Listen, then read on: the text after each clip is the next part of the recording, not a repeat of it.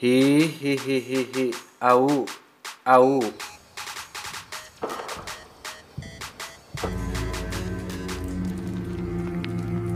Berlatar di sebuah pedesaan, kisah akan berfokus pada peternak kakak beradik, ada Pedro dan Jimmy. Mereka baru saja mendengar ada suara tembakan yang berasal dari hutan belakang rumah, di mana tembakan seperti itu sebenarnya sudah biasa terjadi di wilayah ini. Biasanya, para pemburu memang sedang memburu hama ternak seperti begu, careuh, ganggarangan, kerut, dan binatang-binatang liar lain. Namun yang menarik perhatian Pedro adalah suara tembakan itu dilepaskan hampir 5 kali dan bunyinya seperti bukan berasal dari senapan berburu, sehingga itu menjadi sebuah kepenasaran tersendiri bagi Pedro tentang apa yang sebenarnya terjadi di dalam hutan tersebut. Salimos con la clara. Keesokan paginya, Pedro dan Jimmy langsung memeriksa lokasi yang menjadi sumber suara semalam, di mana mereka menemukan seonggok tubuh manusia tanpa bagian atas, alias hanya menyisakan pinggang dan kakinya saja. Entah siapa pria ini, dia nampaknya membawa barang bawaan berupa kotak berisi benda antik semacam perangkat khusus yang entah untuk apa kegunaannya. Juga ada sebuah buku berisi nama dan alamat tempat tinggal Maria yang merupakan tetangga dari Pedro dan Jimmy di desa ini. Estaba cortando camino para salir a la loma. Alhasil, Pedro dan Jimmy pun langsung pergi ke rumah Maria untuk menanyakan perihal apakah dia sedang menunggu kedatangan seseorang. Maria pun langsung menjawab ya. Dan benar saja, pria yang tubuhnya sudah terbelah tadi memang bermaksud untuk pergi ke rumah Maria, ke rumah ini, dengan tujuan untuk memeriksa putra sulungnya yang kebetulan sedang sakit. Porque no. Dan betapa terkejutnya Pedro saat melihat putra sulung Maria yang bernama Uril. Ini bebenguknya ternyata sedang dalam kondisi sakit. Mungkin bisa dibilang lebih dari sakit, karena hampir 80% bagian tubuhnya mengalami pembusukan dan mengeluarkan nanah yang berbau menyengat. Entah apa yang terjadi kepada Uril, tapi usut punya usut, semua warga di desa ini memang sedang dalam situasi genting dan was-was perihal kabar mengenai adanya wabah iblis atau mengerikan yang diakibatkan oleh faktor goib supranatural, iblis jurik, didemit, kutukan, dan hal-hal semacam itu, yang barang siapa terinfeksi wabah iblis ini, maka dampak yang terjadi akan berbeda-beda hasilnya. Salah satunya adalah pembusukan seperti yang dialami oleh si Uril ini. Maria mengatakan bahwa putra sulungnya sudah seperti ini hampir 1 tahun lamanya, dan jasad orang yang mereka temukan di hutan tadi mungkin adalah seorang ahli medis atau tabib atau dukun atau mungkin juga paranormal, yang intinya bermaksud untuk mengobati penyakit Uril yang langka dan mengerikan ini. Pensé que rezando. Pedro dan Jimmy langsung meluncur ke kantor polisi terdekat untuk melaporkan tentang kondisi Uril. Pedro komplain, kenapa kok bisa bapak-bapak aparat ini membiarkan warganya menderita dalam waktu yang cukup lama. Bukannya segera menindaklanjuti masalahnya, beliau-beliau yang terhormat ini justru malah balik membentak dan memelototi Pedro sambil mengatakan bahwa mereka punya urusan yang jauh lebih penting, jauh lebih urgent, jauh lebih darurat daripada hanya sekedar warganya yang sedang kesusahan. Sehingga sudah jelas bahwa aparat di negara barat nampaknya kurang peduli pada masyarakat, sangat beda jauh dengan aparat di negara kita. ¿No me crees? Dale, toca eso. Tak mendapat respon positif dari pihak aparat, Pedro dan Jimmy pun menemui Tuan Ruiz yang merupakan juragan tanah yang paling banyak jagat dan paling banyak kebun kelapa dan paling banyak sawah, paling banyak ternaknya di desa ini. Beliau adalah tipikal orang yang sangat percaya sekali dengan yang namanya tahayul, sehingga ketika mendengar kondisi Uril yang sudah membusuk selama 1 tahun lamanya, jelas membuat sang juragan langsung ngejenghok dan ketakutan, khawatir, sambil membentak Pedro, kenapa baru bilang sekarang? Esto lo pusieron ellos. Fue el Estado. Takut jika wabah iblis mematikan seluruh ternak dan seluruh jagat harta kekayaan alamnya, si juragan tanah pun nekat meninggalkan istrinya yang sedang hamil untuk pergi ke rumah Maria dan berniat untuk menembak Uril menggunakan senapan berburunya. Por favor, cagón. Melihat sang juragan sudah kalap, Maria dan putra bungsunya pun terus memohon agar beliau tidak membunuh putra sulungnya, bukan karena kasihan atau peduli. Justru Maria sendiri pun sudah lama ingin mengakhiri penderitaan Uril dengan cara membunuhnya saja. Tetapi menurut kabar yang beredar, apabila mereka membunuh seseorang yang sudah terinfeksi iblis alias kerasukan, justru itu akan menimbulkan lebih banyak keburukan, sehingga Maria sengaja membiarkan putra sulungnya tetap seperti ini demi kebaikan untuk bersama. En nuestro cuerpo se nos va a meter en nuestra alma. Merasa perkataan Maria ada benarnya, juragan pun membatalkan niatnya dan memilih untuk menunggu di luar sampai esok pagi. Yang ketika Pedro dan Jimmy datang ke sana, juragan langsung meminta mereka berdua untuk membantunya menggotong tubuh si Uril, membawanya sejauh mungkin dengan harapan wabah iblisnya tidak berdampak buruk bagi tanah dan desa tercinta mereka.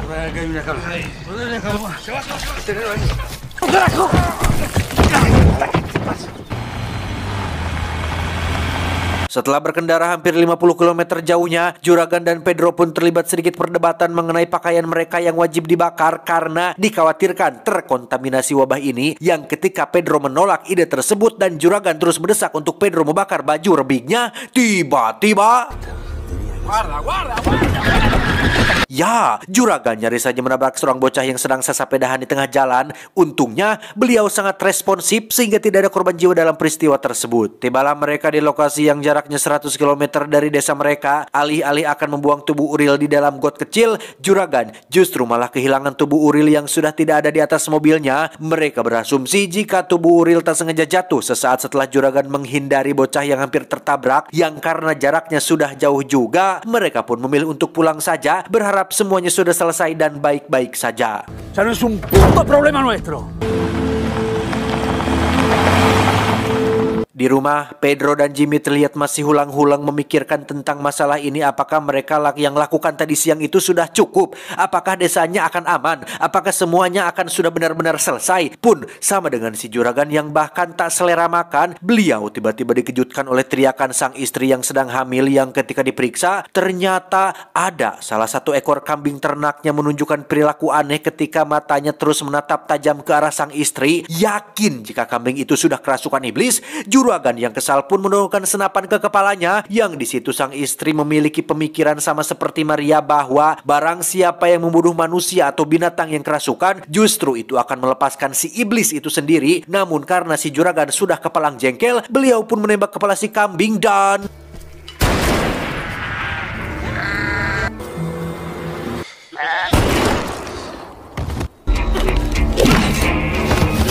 ya, sesaat setelah juragan menembak si kambing, sang istri pun menghantam kepala suaminya menggunakan kapak, kemudian menghantamkan ke kepalanya sendiri, sehingga bisa diambil kesimpulan bahwa teori tentang jangan bunuh orang yang sedang kerasukan memang benar adanya, karena sekarang iblis sudah terlepas dan siap untuk menebar kekacauan di desa kecil yang damai ini. Kembali ke Pedro dan Jimmy di rumah, tepat saat Jimmy melihat bayangan kepala rusa yang bergerak sendiri, terdengarlah suara bocah dari luar yang ternyata adalah si Ujang, putra bungsunya Maria sekaligus adik kandungnya si Uril. Ujang mengaku jika ibunya menghilang sejak tadi siang dan juragan dikabarkan tewas bersama istrinya. Ujang takut tinggal sendirian di rumahnya, sehingga tujuan ia datang ke sini adalah untuk meminta tolong kepada Pedro dan Jimmy untuk izinkan dirinya tinggal di sini sampai ibunya kembali lagi. No te puedes quedar acá. Tómatela. Estoy muerto de frío. Kasihan melihat si Ujang, Pedro pun mengizinkannya tidur di gudang dekat kandang sapi. Yang meski Jimmy kurang setuju dengan keputusan kakaknya, tapi alangkah teganya mereka sebagai orang dewasa apabila membiarkan si Ujang pulang sendirian di malam yang gelap seperti ini. Keesokannya, Pedro dan Jimmy pun pergi ke kota untuk mencari bantuan sekaligus berniat untuk memperingatkan mantan istri Pedro untuk segera pergi keluar kota. Yang di situ kebetulan ada suami barunya yang bernama Leo. Ini bebangusnya yang nampaknya cukup kooperatif dengan mengizinkannya masuk ke dalam rumah. Sambil menanggalkan seluruh pakaiannya untuk dibakar, Pedro pun terus menjelaskan tentang wabah iblis yang sedang terjadi di kecamatan mereka, di mana tingkah aneh Pedro tentu saja malah membuat mantan istrinya yang bernama Sabrina ini dan Leo menjadi kebingungan. Yang ketika mereka semua sedang sibuk berdebat, anjing peliharaan milik Sabrina pun terlihat menjilati pakaian si Pedro yang sudah jelas terkontaminasi. Entah apa dampak dari tindakan si anjing ini, tapi Pedro segera membakar semua pakaian tersebut setelah mereka memberikan baju ganti. ¿Qué estás haciendo? Pasando cosas. Vamos adentro. No, pues no vas a entrar. Estás violando. Selama berumah tangga dengan Sabrina, Pedro sudah dikaruniai dua putra, yakni Santino yang masih kecil dan Fajar yang mohon maaf menderita disabilitas atau cacat mental. Sementara dari Leo suami barunya, Sabrina baru dianugerahi satu anak perempuan yang masih kecil. Yang ketika para orang tua sedang sibuk berdebat dan si putri kecil sedang menyaksikannya tepat di samping si anjing, tiba-tiba De viaje, ¿sí? ¡Loco de mierda! 4 años, mierda, te tengo que...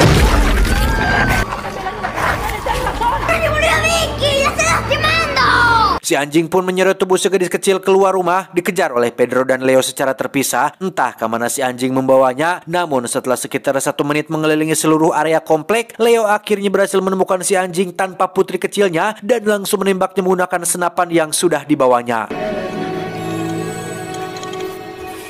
Saat Pedro duluan kembali ke rumah, sungguh betapa terkejutnya Pedro saat melihat si gadis kecil nampak sehat walafiat tengah dipeluk oleh Sabrina. Sadar jika telah terjadi sesuatu yang salah, Pedro pun buru-buru membawa kedua anak kandungnya yaitu Fazar dan Santino untuk masuk ke dalam mobil dan pergi secepatnya dari tempat ini.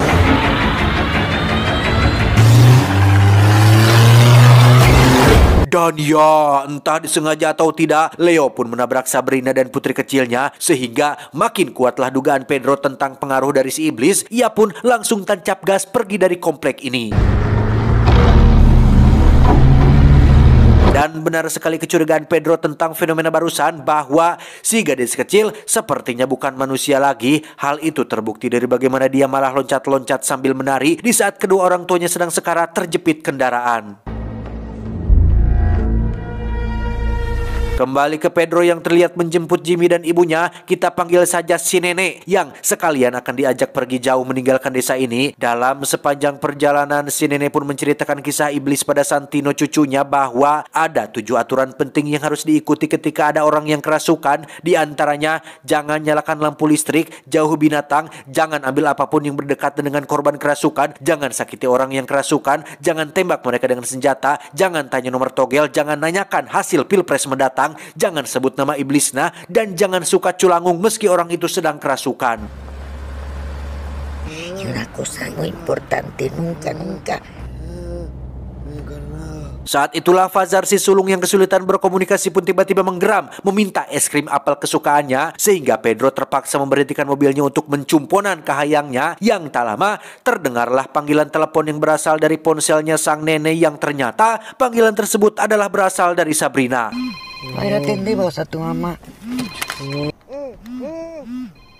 Bagaimana ceritanya? Sabrina yang tadi jelas-jelas sudah sekarat karena ditabrak Leo, kini tiba-tiba sudah bisa melakukan panggilan telepon dengan suara lantang seolah tak terjadi apa-apa, sehingga Pedro yang curiga jika itu bukan Sabrina lagi pun memilih untuk tidak mengucapkan sepatah kata pun meski Sabrina terus teriak-teriak ingin kedua putranya dikembalikan. Tibalah mereka di rumah seorang wanita bernama Mirta yang merupakan kenalan Jimmy dari sahabatnya. Mirta diketahui sudah memiliki banyak pengalaman tentang dunia supranatural termasuk rasukan iblis, sehingga Jimmy pun bisa leluasa menceritakan masalah yang sedang dialami desa dan kecamatannya, berharap Mirta bisa mengerti dan mengizinkan keluarganya untuk tinggal sementara di tempat ini. Singkat cerita, malam pun tiba. Pedro, Jimmy, dan Fazar pun tidur di dalam mobil, sementara sang nenek dan Santino diizinkan tidur di salah satu kamar rumah Mirta. Di mana saat semua orang sudah tertidur lelap, muncullah sosok Sabrina yang datang untuk menjemput putranya yaitu Santino, yang ketika sang nenek memergokinya, beliau pun segera bangun dan memanggil Pedro untuk memeriksanya langsung. Voy a llevar a mis hijos. No!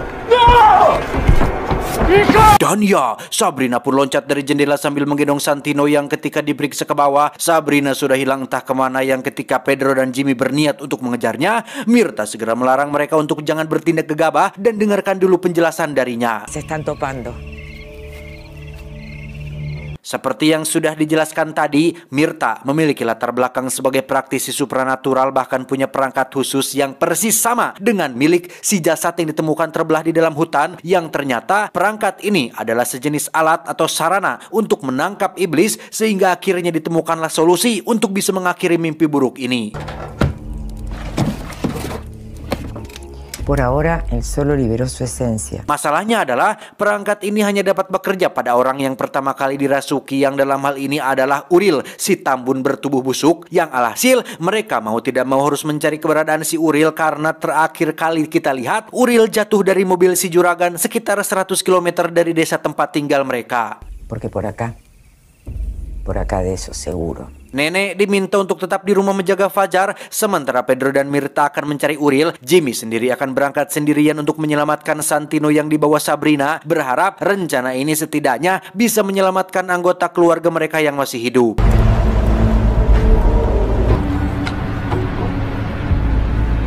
Una noche mi marido. Setelah beberapa menit berkendara, Jimmy akhirnya berhasil menemukan Sabrina yang sedang berjalan kaki sambil menggendong Santino. Namun yang mengejutkan adalah Sabrina nampak sedang asyik mengemili otak alias isi kepala putranya sendiri. Sehingga ketika Jimmy merasa bahwa Sabrina sudah tidak punya peluang untuk diselamatkan, ia pun nekat menghabisi nyawa Sabrina dengan cara ditabrak, tanpa ingat bahwa membunuh orang yang kerasukan sama saja dengan melepaskan iblis yang terperangkap di dalamnya.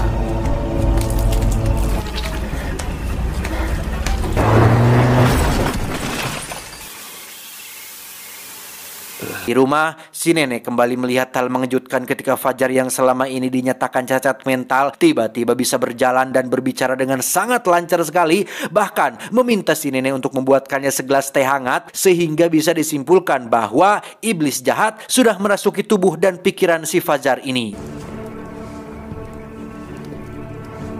Kembali ke Pedro dan Mirta yang masih mencari tubuh si Uril, Mirta kembali bercerita tentang masa lalunya yang mungkin akan menjadi alasan kenapa desa Pedro didatangi iblis jahat, bahwa dulu Mirta dan suaminya pernah memiliki sebuah gereja dan melakukan penipuan berkedok penyembuhan dan pengusiran setan sampai akhirnya mereka dengar cadas alias kena batunya sendiri ketika ada seorang jemaat yang benar-benar kerasukan iblis. Dia memuntahkan semua yang dimakannya yang isinya sebagian besar adalah daging dan potongan tubuh anggota keluarganya sendiri yang dia makan sehari sebelumnya. Dari situlah Mirta dan sang suami mulai mempelajari cara melakukan pengusiran iblis yang sungguhan, yang setelah 12 tahun berkarir dalam dunia tersebut, Mirta akhirnya memutuskan untuk pensiun sesaat setelah suaminya meninggal akibat penyakit babak.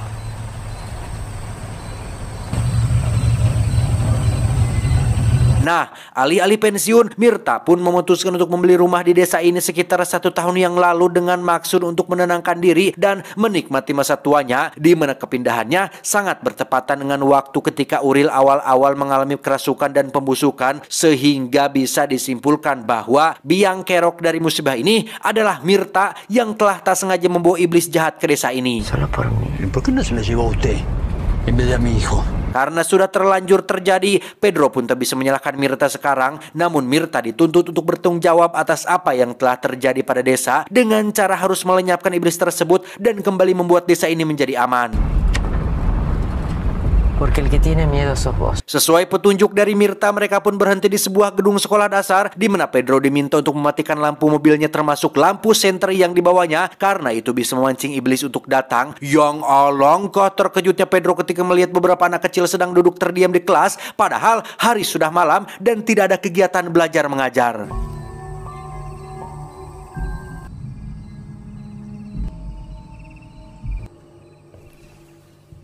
Mirta pun menjelaskan bahwa iblis lebih sering merasuk ke pikiran anak di bawah umur karena mereka lebih mudah untuk dikendalikan. Ada beberapa orang yang memang sulit untuk dirasuki iblis, contohnya Pedro, Jimmy, dan dirinya sendiri. Namun iblis bukanlah sosok yang mudah menyerah karena mereka memegang sebuah prinsip, tidak ada roti, bala-bala pun jadi. Iblis akan melakukan berbagai tipu daya untuk bisa menyesatkan mereka semua.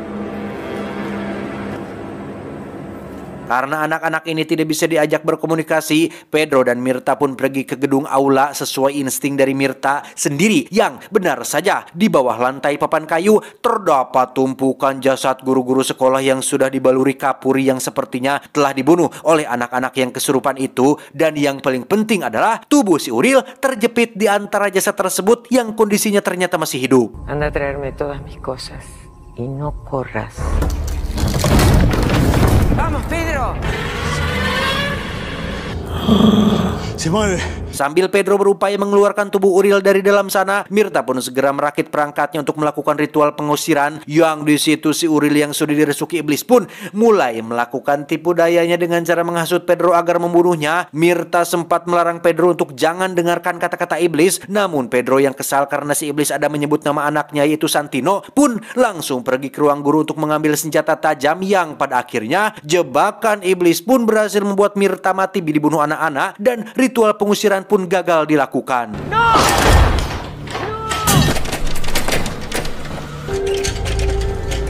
Sudah kepalang tanggung, Pedro pun nekat menghabisi Uriel dengan cara menghancurkan kepalanya yang sesuai penjelasan si nenek tentang jangan membunuh orang kerasukan. Muncullah sesosok bocah kecil berlumuran darah yang keluar dari dalam tubuh Uriel, di mana sosok itu berjalan keluar diikuti oleh para bocil lainnya yang kemungkinan besar itu adalah sosok penebar fitnah, pembawa kekacauan, ahli kebohongan, ahli kesesatan yang kita biasa sebut sebagai anak Dajjal.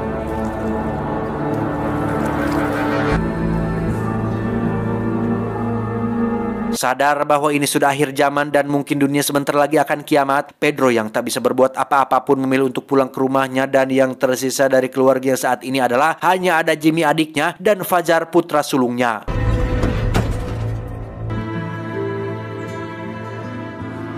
Ketika Pedro sedang mandi, Jimmy pun teringat dengan sosok si Ujang yang disuruh tidur di kandang ternak, di mana saat Jimmy memeriksanya, si Ujang ternyata masih ada di sana, yang pada akhirnya dia pun jujur bahwa pelaku yang telah memutilasi jasad pria di hutan adalah dirinya, pelaku yang juga telah membunuh Maria ibunya sendiri adalah dirinya juga, bahkan Ujang telah memakan tubuh ibunya sendiri dan memakan setengah tubuh dari jasad pria di hutan itu.